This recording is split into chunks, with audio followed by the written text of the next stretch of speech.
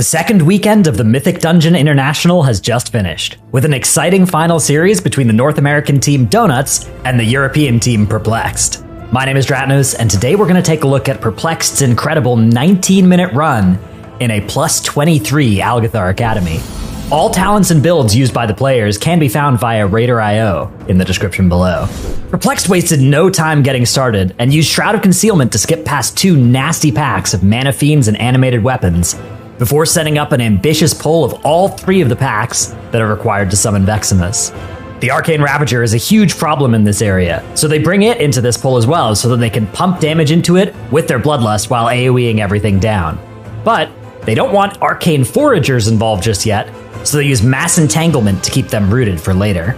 In a plus 23 Fortified, with Sanguine active, this pull is unbelievably dangerous, and it cost Perplexed their Bloodlust, 2 deaths, 1 battle res, and still ended up putting several million points of Sanguine healing on the board. Because they had more death than battle reses available, they made the decision to delay pulling the boss, and instead fight the Mana Worms until Wolf Disco finished running back to rejoin the pull. Veximus began with Divine Field using his defensives for offense, popping Shield Wall to give him the safety to fully channel a Manic Grief Torch into the boss.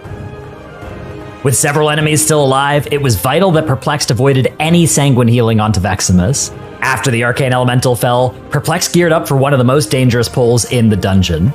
This bridge pull and the Arcane Ravager patrol are each individually scary, but Perplexed managed to combine both packs into a huge 15% enemy forces pull.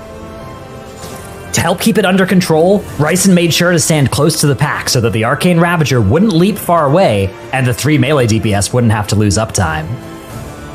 Up next is one of the best uses of the snapping mechanic that we've seen so far in Dragonflight. Divine hops off his mount before taking the Wind Current up to the Guardian Sentry. Before he leaves, a Shine casts Tricks of the Trade on him, and then tags a few packs, getting in combat with them, but redirecting the threat to Divine instead. After a few seconds, those enemies will snap, teleporting to Divine, but now Shine is in combat, so he needs to use Vanish to drop combat, so that he can use the Wind Current and rejoin the pull. After the Guardian Sentry pull is over, Perplexed set up another snap, using the same technique to send over 3 packs of Lashers from the Overgrown Ancient area to Divine and the rest of the team, while they're fighting the birds before Croth.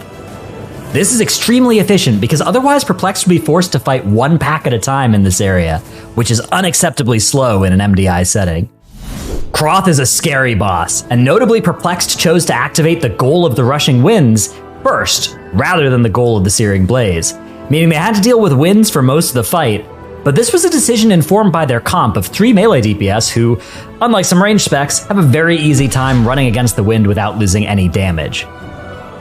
The Overgrown Ancient was already waiting to be pulled when Perplexed arrived because of the Lashers being snapped and killed earlier. They did still have some Skitterflies to fight with it, but careful kiting and CC helped avoid any Sanguine healing.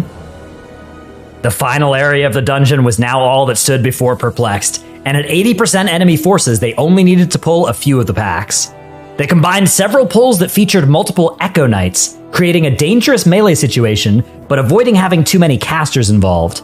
Then they popped defensive and offensive cooldowns to make sure that the pack died before they did. As the pack got low, they kited to avoid Sanguine healing, something that would have been much harder if there were many more casters in this pull, masterfully managing the affix and losing almost no time to it.